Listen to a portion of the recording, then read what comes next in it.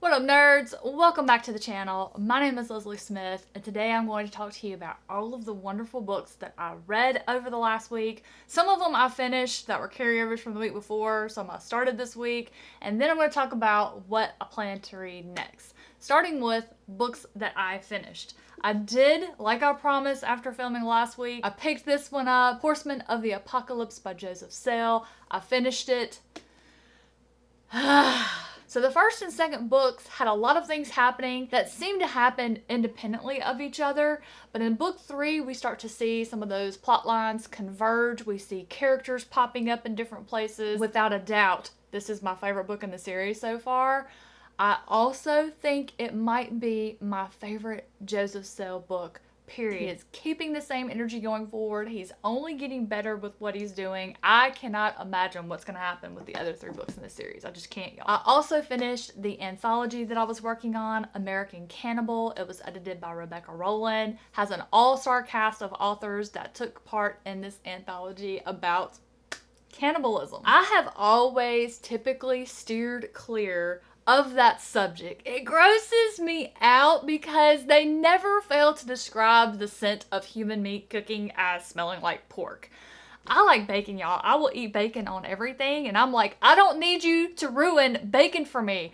But one of my dear friends who is an author who had a story in his collection that I trust implicitly, that's Elle Stevenson, recommended it to me. I was like, you know what? I'm gonna do this. For those of you who've been around the channel a while, you know I like to get up and with my first cup of coffee, I want to read. I want to get something going in my brain. I want to have something that I can perhaps mull over throughout the day.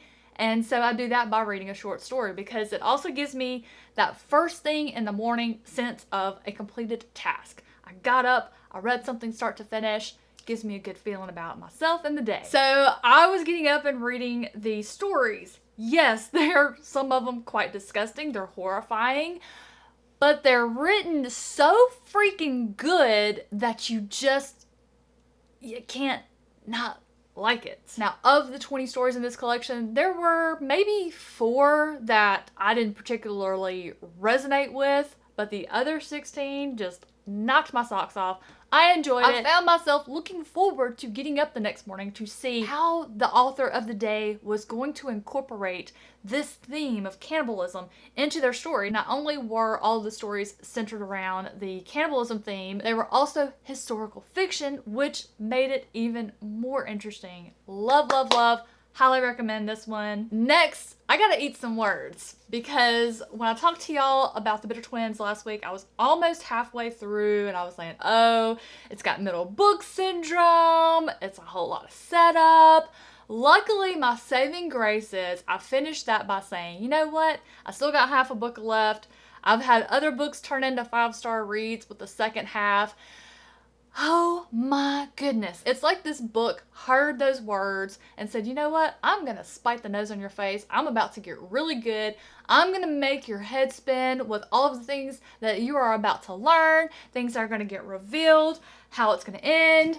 I mean, there was so many things and I can't tell you about them. It's the second book in the series. It would completely spoil the first book in the series. How the author explores themes of colonization, invasion, what that does to people, and those with power, what they do to those with no power, and how they keep those people in check, and just lies. And then some of those people that are in power, when they're just brought low with the truth of who they are, what they are, how they came to be. It's so good. Love this series.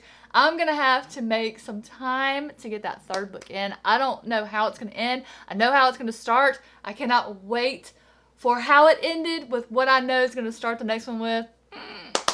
So good. I do believe that is everything that I finished. Let's talk about what I started. Had I started Nomads of the Sea when I talked to y'all last week? I don't know that I have.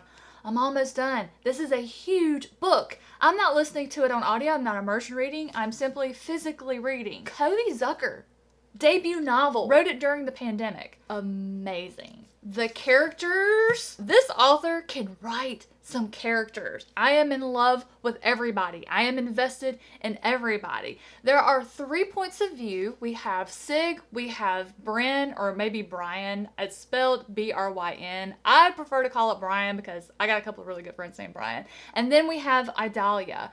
And Sig and Idalia are in generally the same area at the same time, and then Brian is in a completely different area. I think I see how those 3 lines are going to converge. It totally couldn't, and that would be fine. Normally when I have different POVs and they never cross paths, I'm like, what the heck is the point? I don't care if they converge. Each of their stories are written so well. They're all 3 used in the world building process. As you can see by the cover, we have the sea, Nomads of the Sea. This is Sig. His people are nomads who live on the sea. And then we have Idalia. She's a scholar. She's a healer from the lands who have conquered 6 people many centuries ago. They've come to help 6 people because some of the family, some of the other tribes of the nomads have started causing a lot of trouble. They've started a rebellion. So the soldiers from Lysa have come to help 6 people sort of put that to bed. And then our other point of view is Brian, who is an aethermancer. The magic that they use is they pull ether from the air around them. They inhale it. And when they exhale it, they can shape it to perform whatever type of sorcery it is that they need to do. And it does have a cost.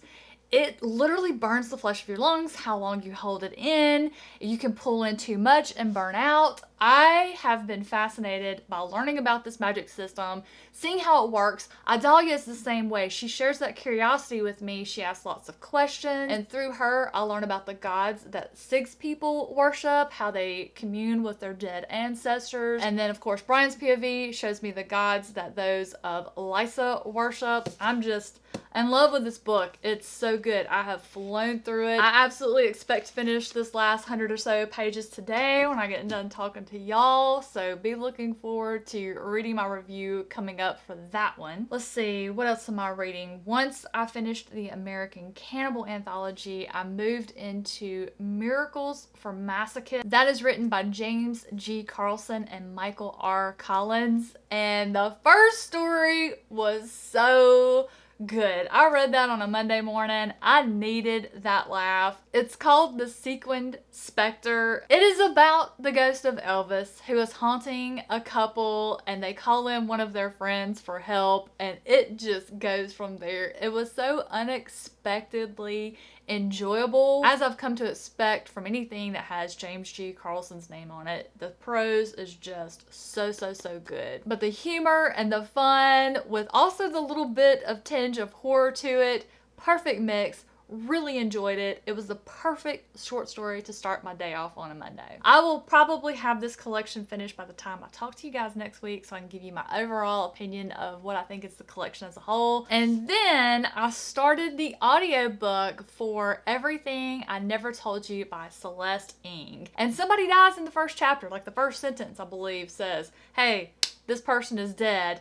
And then the first chapter goes and describes the family's moments, the family of the person who has died. And then the minutes, hours, days leading up to the discovery of the body. That was a heartbreaking chapter. And then we hit chapter 2, and suddenly we're talking about the marriage of the parents of the person who's dead. And I'm going, okay, this is a literary fiction, and I've got to rewire my brain. It's not a thriller. I don't even think it's going to be much of a murder mystery, and that's a little disappointing because anytime I pick up a book that's chosen for wine and crime, my brain's going, oh, we're about to have a thriller, we're about to see bodies dropping, and that's not going to be the case with this one. I'm enjoying the writing style. I am listening to the audiobook. I got the audiobook and the ebook from my library, so I could immerse and read when I want to. Okay, so now we're going to talk about when I finish what I'm currently working on, what will I read next? Once I finish Miracles for Masochists, I've already lined up my next short story collection. That is by Jacob Stephen Moore. And his collection I'll be reading is Nightfall and Other Dangers. I'm going to be buddy reading that with my best friend Kate from the Literary Apothecary. And then I will get started on Lightblade. I believe it was a unanimous vote that was the first book in this round of the SPSFC books that I started with. So I'm going to be starting that one. You'll hear all about it next next week. Thank you all so much for joining me this morning to chat about all the books that I've read or I'm reading or going to read.